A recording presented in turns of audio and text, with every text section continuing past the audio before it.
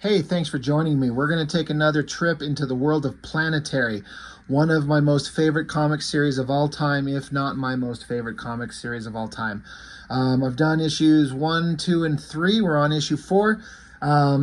Last issue was kind of a special moment for me because since the time this comic was published, which was the late 90s, I had missed issue 3. I'd never had it. I'd never seen it. And I was actually able to track down a copy that someone was able to sell to me and send. And I got to see it for the first time. So I've got the entire run. Now we're continuing on with the stuff that I am familiar with. Book 4, the title of this one is Strange Harbors. A complete comic story by Warren Ellis, illustrated by John Cassaday, with colors by Laura Depuy. I think that becomes Laura Martin.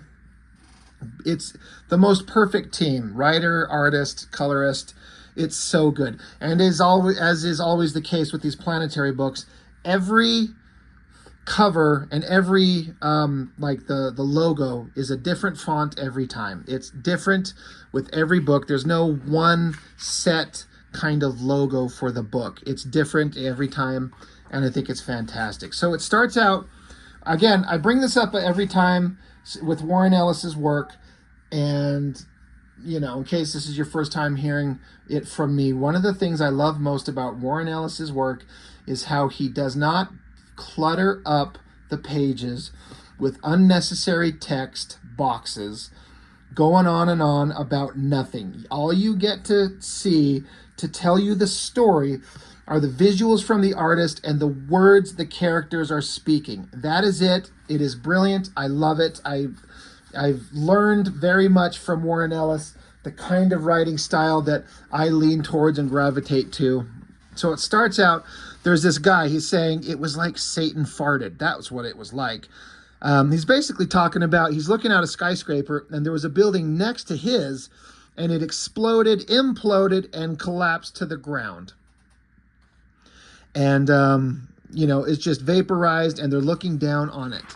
And so the guy, this guy is kind of known and important, but the guy he's talking to, it's said here in the text balloons where they're having their conversation, this guy, his name is Mr. Wilder, and he is an investigator for the Hark Corporation. And in the other books, we've been introduced to the concept of this character, Anna Hark, who is the daughter or granddaughter of, I can't remember the guy's first name, but the last name is Hark. But they are Chinese. I was going to say, I can't remember if it's Japanese or Chinese, but I want to say it's Chinese. Her grandfather was this old adventurer back in the 30s and 40s, and the daughter, Anna Hark, is this mysterious, wealthy, super powerful person that we maybe have seen a single image of her, but this guy is an investigator working for her and her corporation. And again, she's super wealthy, and he's out looking for information on her behalf. And he's saying here, like, I'm Mrs. Hark's personal private investigator. She wanted a deep debriefing from someone she could trust completely. So Wilder here is trying to figure out what he can find out about the building that imploded next to this other one. And since this guy witnessed it, he's kind of, interviewing him to see what he knows. The guy really knows nothing. So anyway, Wilder, he continues down the street. Later at night, he's on the phone. The text is saying he's on the phone to this Mrs. Hark. He says, yes, Miss Hark, I have eaten properly. Yes, we orphanage boys can be bad about that sort of thing.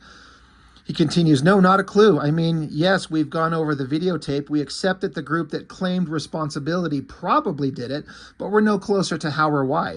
And personally, I would like to know why a brand new terrorist group would call themselves something as cute and fluffy as the Snowflake, which may not mean anything if you've never read these books before, but in the previous books, we've been introduced to this concept that of basically the multiverse, which is a term that's kind of, even for myself, gotten kind of a bad taste in my mouth with the multiverse things going on in movies and TVs and all this shit. But this is something that Warren Ellis leaned into in a big way in this series, talking about how there are infinite realities out there, and they try to have a computer model bring up an image to demonstrate what the multiverse looks like. and it basically looks like a giant snowflake. So we've already been introduced to that concept. So he refers to somebody, a terrorist organization that did this and took responsibility for it, calling themselves the Snowflake. So if you're paying attention to the story, the previous 3 issues, you might be like, that's an interesting connection.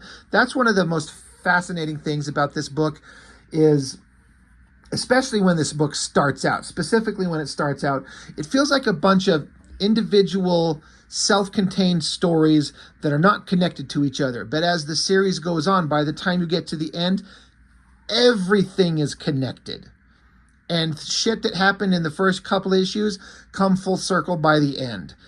Throwaway lines like this. It's really interesting to me. Warren Ellis really plotted out the story and thought it through to the end. Anyway, he's continuing his conversation with Mrs. Hark. He says, I've gotten, he said, let me start over. I've gotten about all I can here, which is to say nothing at all.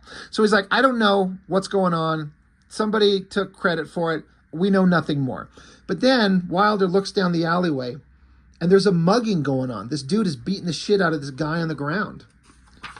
So this gives you some kind of insight into the kind of man this Wilder guy is. He doesn't have to get involved, but he chooses to. He yells, hey, get the hell off him, walks up and socks the guy in the face, the guy that was doing the mugging.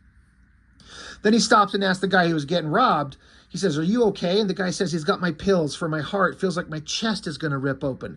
So Wilder guy, he goes chasing after the mugger. You know, again, he doesn't have to get involved, but he did. And then the guy's got his pills, so he's going to go get him. So you're kind of like, oh, maybe this Wilder guy, whoever he is, maybe he's a good guy. You know, that's the implication. Chasing him across the street, diving through traffic. And then you see that, as we saw in the first page, down below on the ground, the hole in the ground, that this building that imploded and disappeared, the rubble on the ground is there, but it's covered by a bunch of tarps and emergency vehicles. Something's going on under these tarps where they're investigating and cleaning up where this building exploded. Well, now the mugger, he's running away and he's running for the demolition area. You see Wilder here and the mugger there taking off to go underneath these tarps. So it's like, oh, all right. So goes past the do not enter line, chases the guy, and you get under there. There's a bunch of lights and people in isolation suits, and we see the Planetary team: Elijah Snow, Jaquita Wagner, and the drummer, the 3 main characters from the previous books. And if you don't know who they are, sorry, go back and read those first 3 books or watch my videos and you kind of get an idea of who and what they are. But you see that all these people in these isolation suits, they're surrounding this weird, odd-shaped obelisk thing in the ground. It's got this weird, ornate kind of design around it. It's got some sharp edges. There's the Planetary team up there. There's the mugger. He's running towards it. And you see that the mugger, he runs by the obelisk thing. And Wilder, trying to catch up with him, he's going to take a shortcut. He tries to jump up and over it to cut across to get to him. Now, this might seem kind of innocuous. This will come up in future issues. Right there, that scene. But Wilder guy jumps up onto the thing to kind of cut in front of the guy to get the mugger. Boom, bright flash of light, weird colors, weird patterns. And then you see down here in the bottom panel, he's just vanished into thin air. And the Planetary team's looking on going, what the hell?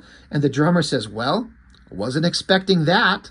And then here, another beautifully rendered splash page. Here's Wilder, just this little guy in this unexplainable, weird, fucking ornate environment. Like, why is this guy here? And I love that you don't get told. There's no text boxes. There's no dialogue. You're just experiencing the visuals. And I wish I could read what the script said, that Warren Ellis described what this splash page should be.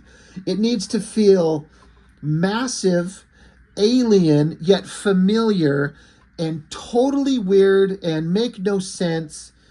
Beautiful, strange, alien, indescribable, unbelievable is what it should be. And that's where this guy is. And we don't get told what it is. It's just a mystery to us. Beautiful colors. So good. So then we cut back. There's the Planetary team, and the drummer's jumping on the obelisk. He's like, why isn't this damn thing working? Like, the last guy that just touched it vanished into thin air. And so, yeah, drummer's like, why isn't this thing working? And Elijah Snow, he's like, I don't know, drummer. Maybe it's because it doesn't need you because it already has a pet living fart. And so Jaquita's like, drummer, for God's sakes, get off the find. And then she looks to Elijah Snow and she says, why do I even have to say this? Why do I have to say, get off the unique and probably alien living plinth that zaps the unwary? What is wrong with my life that I have to say these things out loud to someone who's been in Planetary this long? And she says, I mean, if it was you, well, if it was you, you'd be sitting in a corner with a coffee moaning about how you never get to do anything. And Snow is like, all I ever said was, do we ever get to see anything when it happens instead of mopping up after it or digging it up? This is the thing about Elijah Snow. He's brand new to the Planetary team. He's old. He's got superpowers. He's got knowledge, but big gaps in his memory. He doesn't remember where he comes from. Excuse me. But he's valuable to the Planetary organization, of which we know nothing about except that it's an organization that investigates the strange and unknown and wants to catalog it and be aware of it. And Elijah Snow's like, all we ever do is show up after things happening. Are we ever going to be there when something actually happens for real? And they're kind of arguing back and forth. They got a little bit of a contentious relationship, which is fun. But suddenly, the alien obelisk thing flashes bright light, knocks drummer on his ass, and the Wilder guy, he's back. He's lying here. He's smoking. His shirt is ripped open. He's got this weird scar kind of on his chest. Cut to another scene. There he is lying in a bed. He's in another location. You see out the windows, there's trees. He's up in the mountains, some kind of medical hospital. Through the door in the background, we see once again Doc Brass, this character that was introduced to us in issue 1, an incredibly fascinating character. I'm trying to remember if he was in book 2 or 3 at all. I don't think he was. But he's basically like a version of Doc Savage, that old pulp hero from the 1930s. He's supposed to be that character, but just changed because Doc Savage was supposed to be like, I think like a bronze color to his skin, and this is Doc Brass to kind of indicate he's got a weird skin tone. An adventurer from the 30s, smart, brilliant, kind of immortal. There was an incredible story that was written in issue 1 that you can go into that explains why he's got these paralyzed, shattered legs, and he's got this sad look on his face. Makes you wonder why he's here and what is he thinking. But as Doc Brass walks by, there's the Planetary team. There's Jaquita, Snow, and Drummer. And Jaquita's like, good morning, Mr. Wilder. How are you feeling? My name's Jaquita Wagner. This is Elijah Snow and the drummer. We met about 5 days ago in the Hark Building bomb site, though you probably won't remember that too clearly. She says, so she sits down and she talks to him. She says, first things first, you're in a private hospital funded by the corporation we're attached to. Second, no, you're not held against your will. This hospital is unique and set up to deal with unique medical conditions, like you. She says, do you know what you have in your chest, Mr. Wilder? So this weird scar thing that's on his body now. He's like, yes, I do. And it's Jim. So his name is Jim Wilder. She says, okay, Jim, here's the deal. The 3 of us are an investigative team. We're private, and everything we find is confidential. We're trying to put together a map, if you like, a map of things like the thing you encountered. What can you tell us, or can you tell us what you remember? He's like, yeah, maybe you can help me after all. If you know about this kind of thing, I remember everything. So we see a repeat of the image when he stepped on the obelisk thing, and he says it was just waiting for someone to tread on it. It was just waiting for someone to touch it. And he was the first person to touch it. He was transported to this place. We see him looking up at the vastness of this thing as if these giant tall structures, because this is just a shrunk down image of the splash page from the previous page that we just saw. But he's like looking up, like it just goes into infinite space way above him. Just keeps going and going. And so we're flashing back to what he experienced. He's just standing there, just a regular guy, and this, I hear it in my head as a giant booming voice. just because that's what I choose to think that it is. Sorry, I'm repositioning my camera again here. It says, you hear it kind of crackle to life, and it says, the voice in this place says, "Can you hear me?" He says, "Where are you?" It says, "You are inside me. I am a shift ship of the 2nd European Fleet. I am shipwrecked. My crew died on impact." So Wilder says, "I don't understand what any of this means." And the voice says, there is more than one Earth, Mr. Wilder. So right here, Wilder is seeing this image. This is the image of that snowflake I was talking about. This is something that we've seen, and it's a repeating image that keeps coming up. So it has importance to the story. The voice that's speaking to Wilder says, your universe hangs within a structure of universes, a thing almost like a snowflake. Channels course between the countless alternative Earths, keeping them separate. We call this the bleed. I was designed to sail the bleed, a trading ship between universes, which is a fascinating idea. Like somebody in some universe made a spaceship to sail the infinite spaces between universes. A trading ship between universes. So like a boat traveling the ocean, going to different countries. This is a spaceship traveling to different universes. And a trade ship, no less. The voice continues, there was an accident. I crashed here. My crew died on impacting this reality. I was traveling too fast. All I could do was jettison travel stones so that rescuers could retain entry into me. But there were no rescuers. The fleet never found out where I went down. So it's like it's saying that obelisk that the guy stepped on, that the Planetary crew was investigating, is what this thing refers to as a travel stone. It just ejects them out into the world, so if any rescuers came looking for this ship, they could retain access to getting inside it. Like a key to a door to get inside this vessel. But it says, yeah, there were no rescuers. The fleet never found out where I went down. And then the fascinating page turn, it says this was a long, long time ago. And so you see this giant ornate vessel, this shape, this object, where the outside looks very much like the inside that we just saw, smoke billowing from the back of it, impacting on this is Earth, and there are dinosaurs. So the implication is that the asteroid that killed the dinosaurs was actually this vessel, which tells you that it's massive beyond description and powerful and ancient. 6 billion years ago is when the dinosaurs died, roughly speaking. So what an interesting sci-fi concept. This vessel meant to sail realities has been sitting, waiting since crashing onto this planet. The voice continues as Wilder listens on. It says, I am very deep beneath your Earth now, and I am trapped. I have no engines. I have no fuel, no pilot, no navigation or scanner. I was designed to work with a crew. Do you see? I need a pilot. I want to go home. Will you help me? And so Wilder's got kind of a smile on his face as he comes down this corridor and touches a weird alien control panel, and he has a smile on his face. This is something that I like about these Planetary books, is it's not about fighting the monster of the week. It's about this weird science fiction concept that we run into, and what can we learn from it. So we're back with Wilder. Here he is. He's talking to Planetary crew. He's saying, the shift ship was designed to work in conjunction with humans, superhumans, who plugged into the ship itself.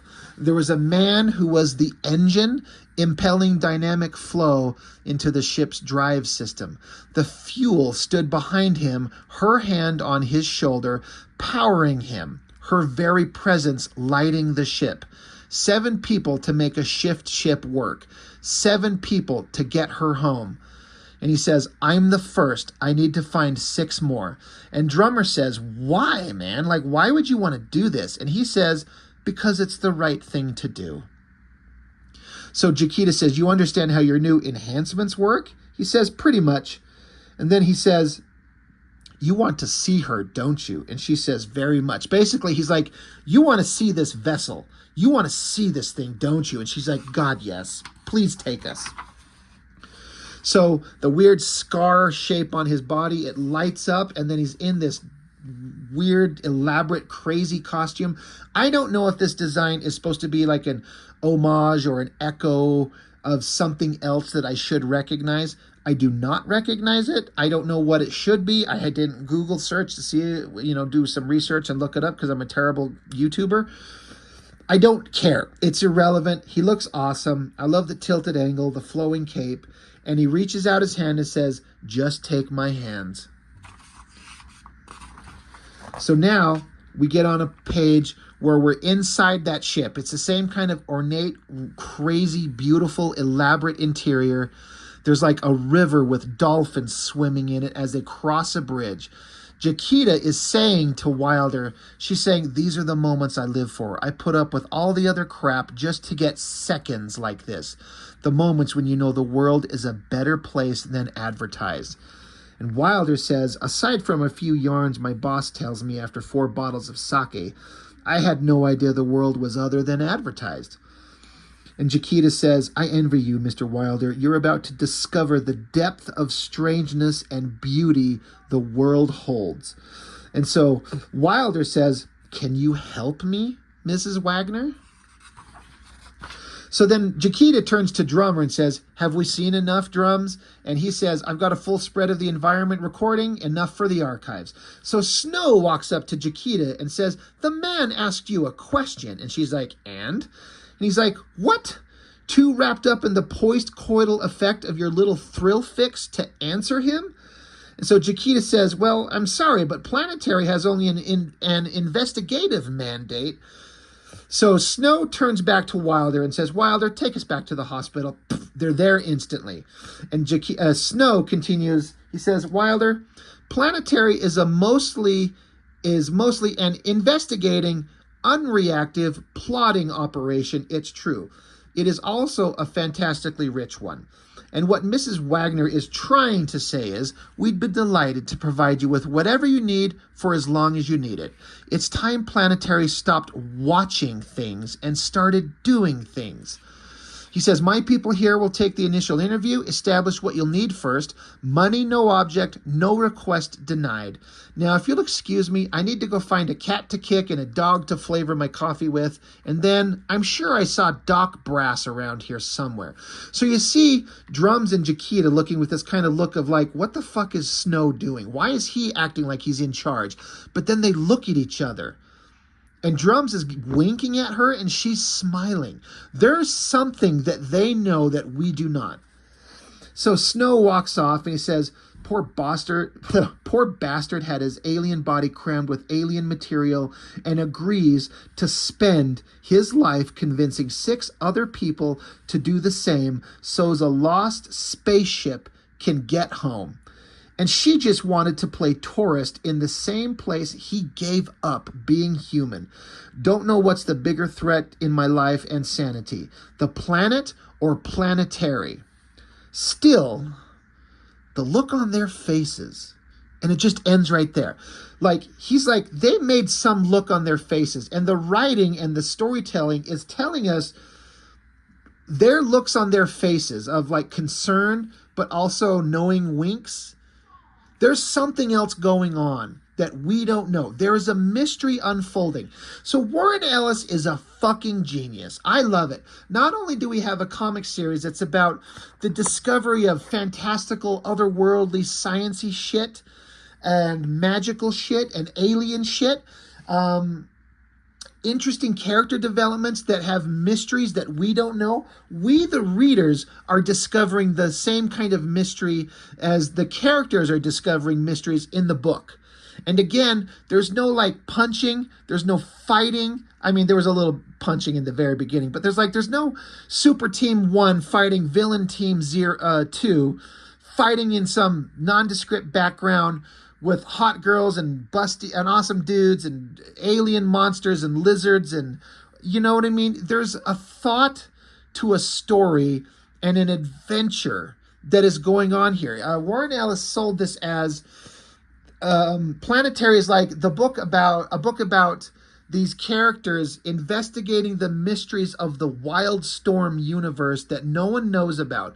And he goes out of his way to ignore everything about the Wildstorm universe. You're never going to hear about Zealot or Grifter or Deathblow or Stormwatch, except in maybe a single line of passing reference of like, yeah, the Stormwatch guy's this. But we're not interested in any of those fucking boring stories. This was just like an excuse, it seems to me, for Warren Ellis to write a story about these superhumans uncovering mysteries in the world that were forgotten from the past and how they're going to affect the future. And I love every moment of it. And there is, I mean, this is only book 4. There's so many interesting things coming up.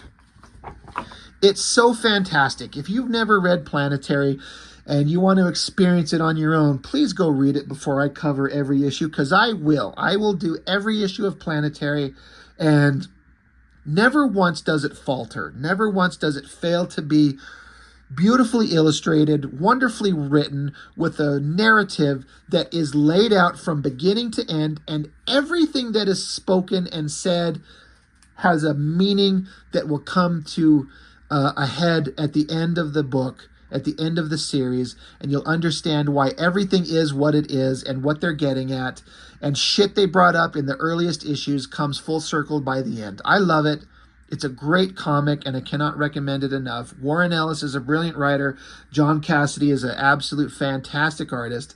And Laura Depuy, I hope I'm saying her name right, one of the best colorists in the history of comics ever. So that's all I've got for now. Thank you for watching. I hope you enjoyed this as much as I do.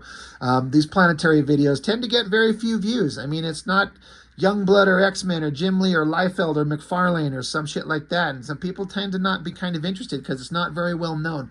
But I love it. I am passionate about it. So I'm going to share the shit out of it. And that's all I've got for now. So thank you for watching. I'll see you next time.